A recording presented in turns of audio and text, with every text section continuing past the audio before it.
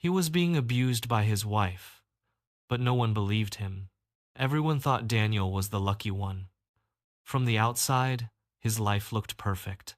He had a stable job, a beautiful wife, and a house in a quiet neighborhood. Friends envied him. Family members used him as an example of what a successful life looked like. Whenever people saw Daniel and his wife together, they would smile and say things like, "Man, you really won in life. You married a strong woman. You're lucky she chose you." Daniel would just smile politely, but behind that smile was a truth no one would believe. Behind closed doors, his life was slowly falling apart. Daniel had always been a quiet and kind man. He worked hard, respected people, and believed deeply in loyalty and love. Growing up, his parents taught him something he never forgot. If you love someone, you treat them with kindness. So, when he met Sarah, he believed he had found the person he would build his life with. Sarah was confident, charismatic, and full of energy. She had a powerful personality that drew people in. When she spoke, people listened. At first, Daniel admired that about her. She made him feel seen, important, chosen. Their relationship moved quickly. Long conversations turned into late-night walks, and late-night walks turned into dreams about the future. Within a year, they were married.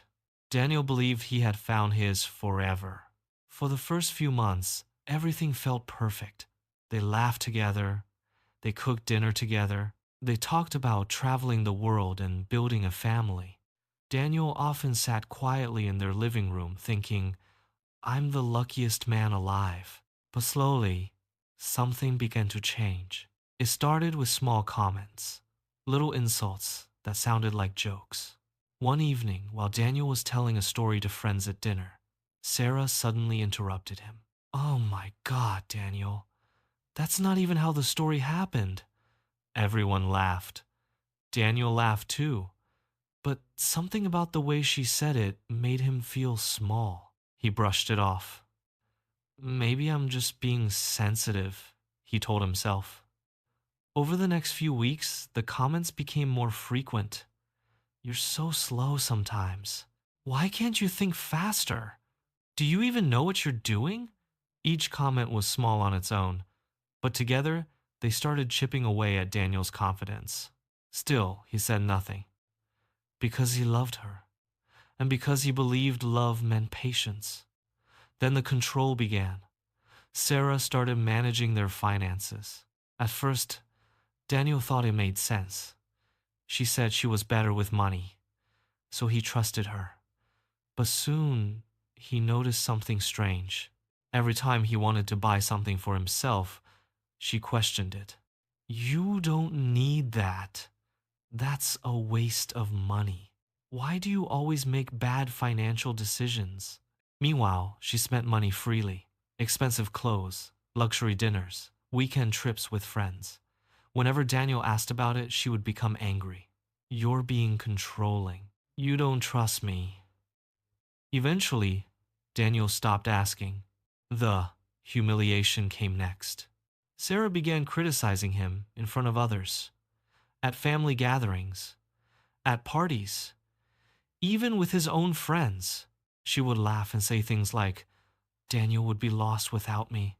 He can barely make decisions on his own. He's lucky I take care of everything." Everyone laughed. Daniel laughed too, but inside, something was breaking. One night after a gathering, Daniel tried to talk to her. "Sarah, sometimes when you joke about me in front of people, it hurts." Sarah stared at him with disbelief. "Are you serious right now?" "I was just joking." "You're acting weak." Then she laughed and walked away. That word stayed in Daniel's mind. Weak.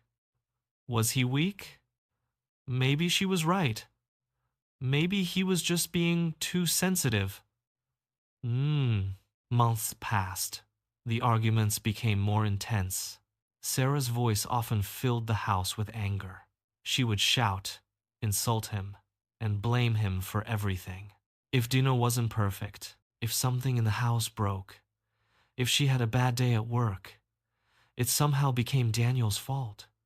He started walking on eggshells, trying to avoid conflict, trying to keep the peace. But no matter what he did, it was never enough.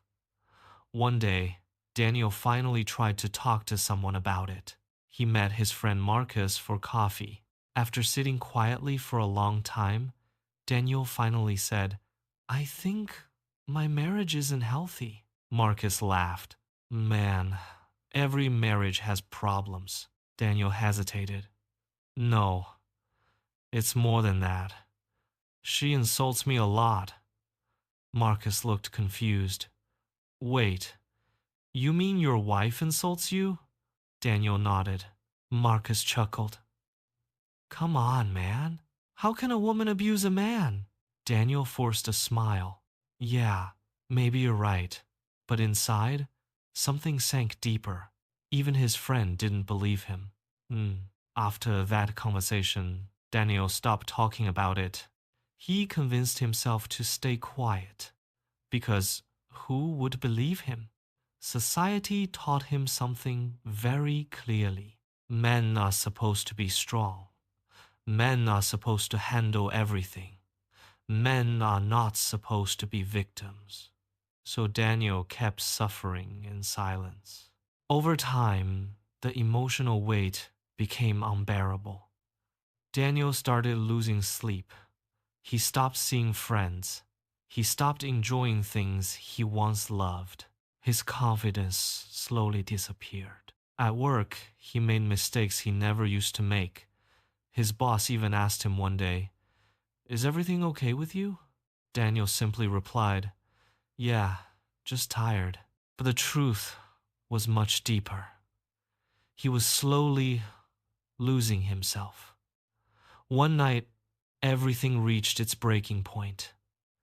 Daniel came home late from work after a stressful day. Sarah was already angry. "You're late again." "I had a meeting," Daniel explained calmly. "You're lying," she snapped. The argument escalated quickly. Her words became sharper, more painful, more cruel. "You're useless. You're pathetic. No wonder no one respects you." Daniel stood there silently. Something inside him finally cracked. After the argument, he sat alone in the living room. The house was quiet. The clock on the wall ticked slowly. And for the first time in years, Daniel allowed himself to ask a difficult question. What happened to me? He remembered the man he used to be. Confident, kind, full of life. Where did that man go? Then another thought appeared, a powerful one. Love should never feel like fear. Love should never feel like humiliation. Love should never destroy who you are. That night, Daniel made a quiet decision. He would change his life. He didn't scream. He didn't fight. He didn't seek revenge. Instead, he began rebuilding himself quietly. The first step was therapy. Walking into the therapist's office felt strange. Daniel almost turned around and left, but he stayed. For the first time in years, he spoke honestly about what he was experiencing. And the therapist said something that shocked him. "What you are describing is emotional abuse." Daniel felt tears in his eyes. Someone finally believed him. Slowly, Daniel began working on himself. He started exercising again. He focused more on his career. He reconnected with old friends he had slowly lost contact with. He began learning something he had forgotten: self-respect. The process was not easy. There were moments when he doubted himself, moments when he felt guilty, moments when he wondered if leaving would make him a failure. But with each small step, he grew stronger. Eventually, Daniel made the hardest decision of his life. He left a marriage, The reaction from people was exactly what he feared. Some friends judged him, some family members blamed him. Others said, "You're overreacting." But Daniel stayed quiet because for the first time in years, he felt peace. Months turned into years. Daniel's life slowly transformed. His confidence returned. His career improved. He built healthier friendships. Most importantly, he rebuilt his relationship with himself. One evening, while sitting on a quiet park bench watching the sunset, Daniel reflected on everything he had been through, and he realized something powerful. The strongest thing he ever did was not fighting. It was walking away from the person who was hurting him. Abuse does not have a gender. Pain does not have a gender. Everyone deserves respect. Everyone deserves safety. Everyone deserves peace. And sometimes, the bravest thing a person can do is choose themselves.